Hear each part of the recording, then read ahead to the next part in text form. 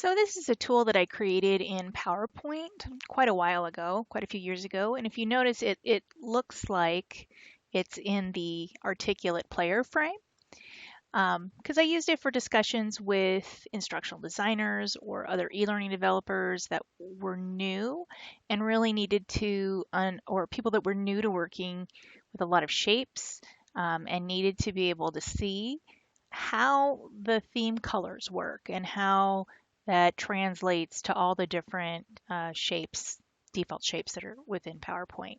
So this was a wonderful tool for really driving home consistency in design, um, how their different smart art items would look, that type of thing. And it really was just a conversation tool.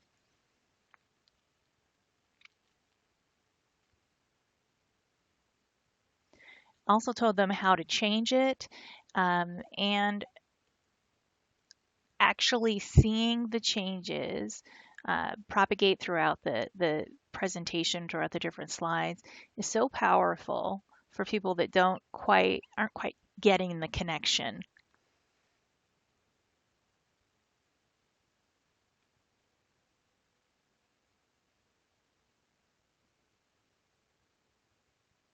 Bam! Look at that. So pretty. Once you spend a few thousand hours as a developer going through and changing individual objects because it wasn't set up correctly, you really truly appreciate this type of design and thinking it's set up. Really having processes in place that support you. So this is over in Articulate Storyline.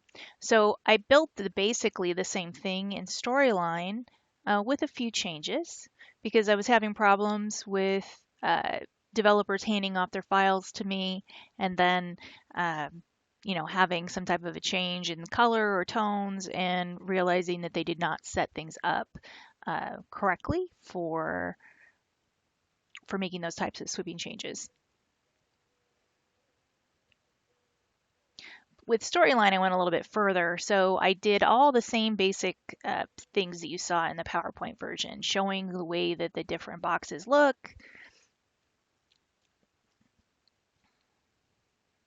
Here's some of your different options. And all of this interaction that you're seeing right here is all on one slide with layers. So these are all layers that are built on this one slide. I've also used this single slide. So it shows us the different markers and the buttons, and they can kind of explore and see what by default comes within the tool. And this obviously is Storyline 1 and 2. 3 has all kinds of additional icons and stuff that you can download. I also went ahead and added some basic layout examples so that they could really see how that works. And these are also letting them know what the secret sauce is. It's such a pain to have to go through and change everything manually.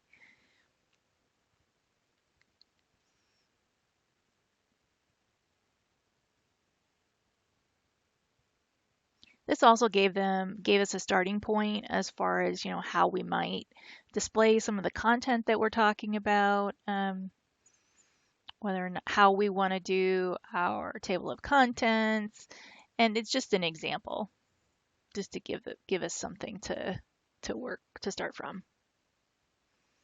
And then there's my instructions on how to change it. I'm sure there are probably designers or developers out there that are like, what in the world would you need this for? And to you, I say, congratulations that you don't get things handed off to you. So, but look at that, it's so powerful.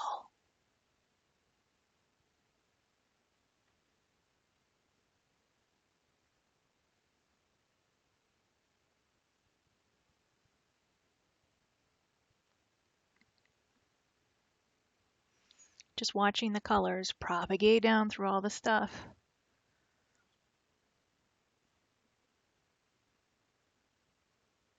Amazing. I also use this to give examples on labeling, how people label things um, for consistency. So I ended up posting both of these, both the PowerPoint and the storyline version into our internal intranet for people to be able to use for their conversations as well. So when we had learning consultants that were maybe talking to a department that built their own training, we would kind of educate them a little bit just to make sure that changes happened easier.